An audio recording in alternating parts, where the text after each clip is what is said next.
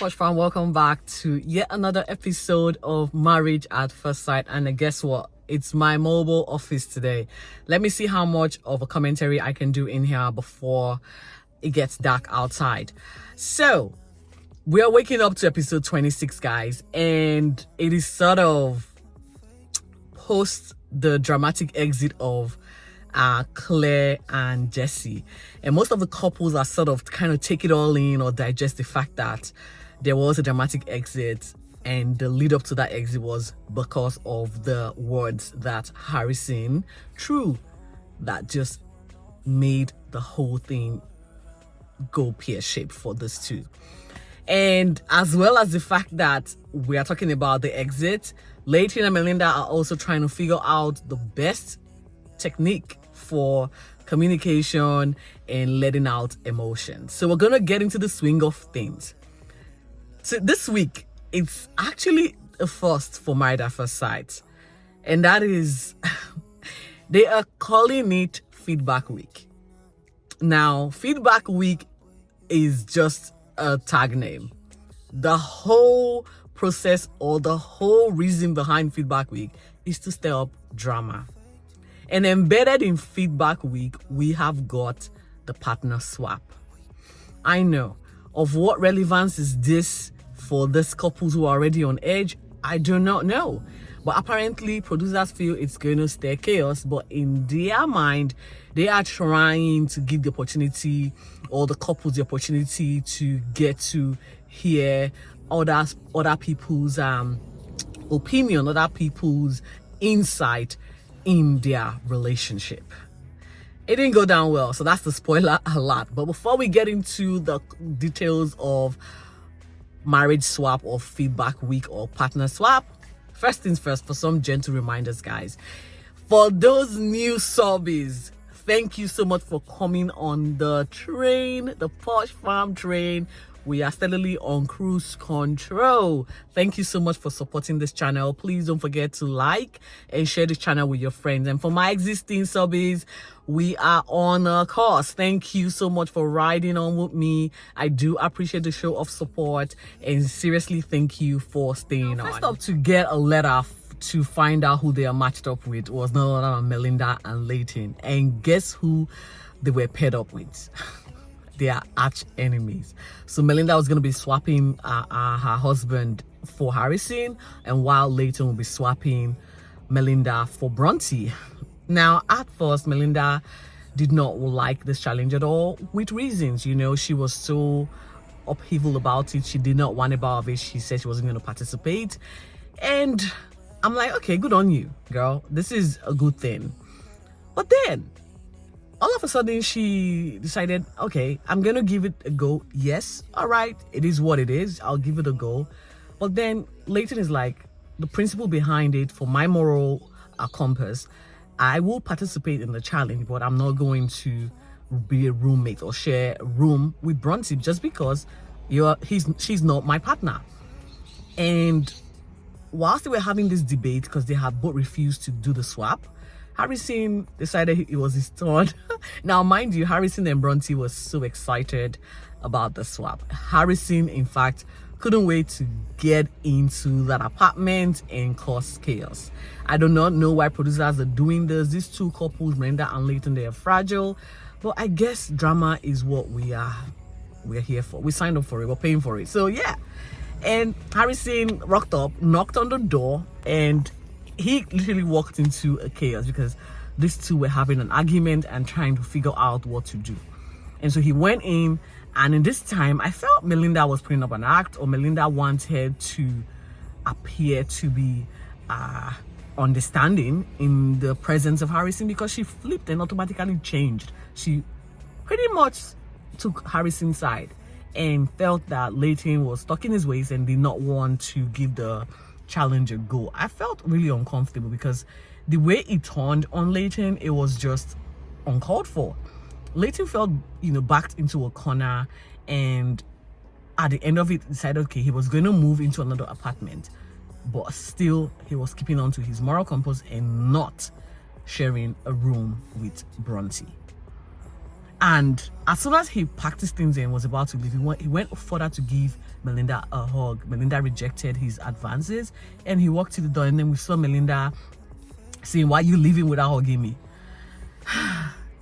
These women and their drama, it's so confusing for me because I don't understand. On the one hand, you want attention. On the other hand, you don't want attention. Make it make sense. Like, can you just figure out exactly what's going on in your head? Because it's just confusing. Ultimately, Layton left a little bit upset, and this was the beginning of the drama between these two. It didn't end well, so to say. It did not end well with episode 26 concluding. Now we get into the other matchup. Ollie was paired with Lyndall, while Duncan got Evelyn and Rupert got Tani. Yes, so it was like a good matchup. Why Alicia got Cameron. So I felt for those other three couples, they really got the best matchup, because these other couples, or these couples have got no issues. They are sort of upfront and not haven't got a sinister thing going when it comes to providing feedback, because the essence of this challenge is for the couples to have that feedback which would help them in their relationship, or navigating the challenges and the issues in their relationship. Now, embedded again in this partner swap had a few challenges to it. One of such challenge was that those couples that have been swapped asked questions that are pertinent to them and that they would like answers to. First off, Melinda wanted to know why Harrison sees her as a bully or as controlling, to which Harrison sort of gave an answer based on what he has seen from or perceived from their relationship. I think the next question bordered on the importance of self-awareness, I think. And for Harrison wanted to know why Melinda did not like him. And Melinda was like, "Shut up, I don't like you. I feel like you are controlling and manipulating the relationship with Bronte." And, there wasn't much feedback for me, because these two are just not in the space to receive any information that would help their relationship. Now, this is where it got ugly, because Layton left Melinda angry. And so with that mind state, he started questioning his relationship. And when he went up to Bronte, it was a different ball game. It felt as if Bronte had already gotten a prior dorsal on exactly what was going on. And I felt Harrison was like, act in support of Harrison. Act in support of Layton. And that's exactly what Bronte did, because when Layton asked and told her that this is his reason for not wanting to stay in the room, Bronte was all for it. Bronte was like, I support this, and Melinda should also support you and not try to sway you the other way. And this affected Layton, because it then meant that all what Harrison was saying behind closed door sort of is ringing true. And I'm like, should this be a conversation that Layton is having or should be having with Bronte? Because it's definitely going to impact on his relationship with his wife. I think we might be losing light. Let me see how fast I can go. The second question Layton wanted to know was, what was Bronte's opinion with regards to the control or perceived reactions, and what he feels like who is wearing the pants in the relationship. To which Bronte was like, well, you guys are at loggerheads, and so we can see that one person has to bend, and it's obviously not Melinda bending, it's you bending. So again, Bronte was feeding into Layton's insecurity, and it worked, because by the end of this chat, Layton has already made up his mind to distance himself from his wife, Melinda. And we'll get to that. I'm sure we're going to be unpacking that in episode 27, because it did 26 left us with a cliffhanger. Now on to Alicia and Duncan. So Cameron provided some feedback to Allison. I don't think Allison was here for it. Alicia or whatever, it's kind of stuck. Something is going on mentally for this chick. I don't know what it is, but I don't think she should be in this show anymore, because she has unraveled to the point of no return. Okay, now Duncan wanted to get feedback from Evelyn, and Evelyn said, "You're a great guy, you're doing all the right things, just keep asking the questions and keep, listening to your partner." And to that effect, he decided to do some photo shoot based off of what Alicia likes, which is baking. And he felt, okay, I'm going to have her go for a dinner and whatever. And that was like, for me, this is looking good. This guy is really willing to give this whole thing a red hot crack. Cameron, on the other hand, sort of told Alicia, this guy is in love with you. He really is in this situation for the long haul. You just need to let your guard down and speak to him in the way that will benefit the two of you. Now, the second task for the partner swap was for each partner to write a letter and read it to the swapped partner to get a feedback. Alicia expressed her concerns about having to be a single mom, with Duncan not understanding the nuances or the issues or the difficulties that is being a single mom. Now, Cameron was like, well, you only have to explain this to him. It's not like as if he has not shown the interest. You are not giving him the information that he needs to make the decision that would benefit you, your child, and the relationship in general. Thinking that Cameron had made sort of a headway, and it was time for the couples to be swapped back. Alicia went back to her apartment, and Duncan was too very excited, and was like, this is what I did for you, and I took this photo, I have this event planned, where are we going to next? And the next thing, she was like, chucked the photo on the table, didn't really want to bow of it, and was like, well, I still feel like you're not a parent, so you won't understand what being a parent is like.